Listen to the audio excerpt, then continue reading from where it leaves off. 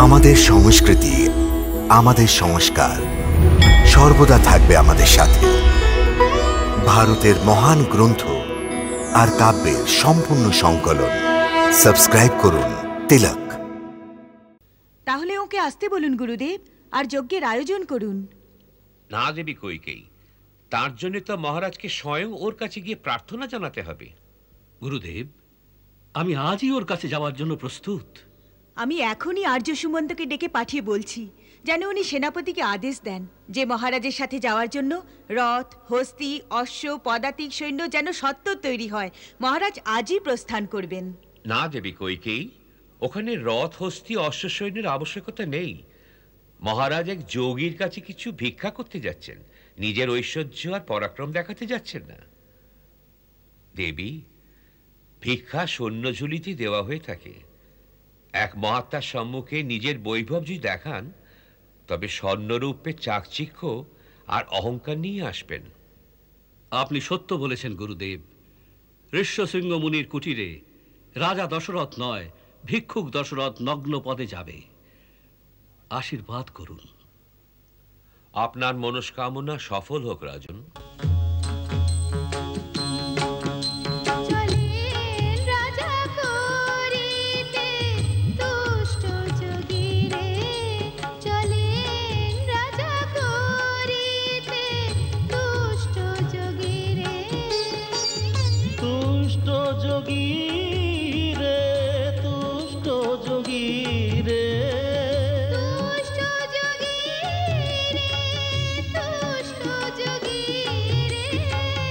যোগীর চরণ তলে শির রাখিবারে চলে রাজা করিতে দুষ্ট যোগীরে।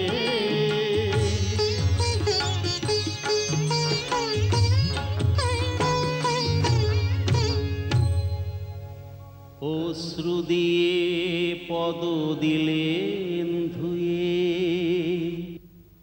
কত না অনুনয় করিলে, হয়ে প্রসন্ন তথাস্তু কহিয়া মুনিবর যোগে বসিলে।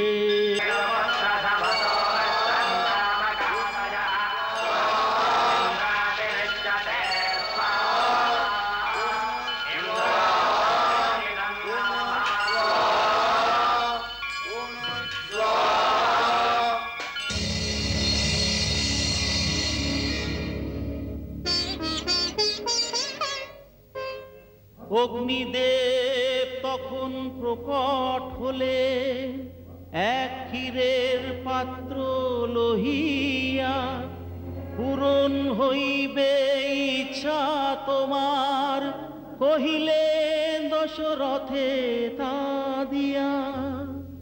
পূরণ হইবে ইচ্ছা তোমার কহিলেন দশরথে তা দিয়া।